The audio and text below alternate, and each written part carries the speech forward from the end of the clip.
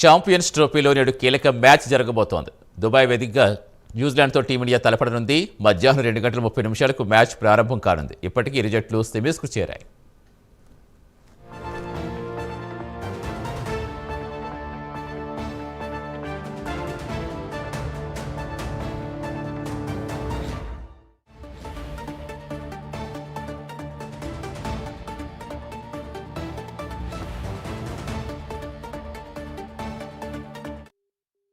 Champions ట్రోఫీలో నేడు కీలక మ్యాచ్ జరగబోతోంది. దుబాయ్ వేదికగా న్యూజిలాండ్తో టీమిండియా తలపడనుంది.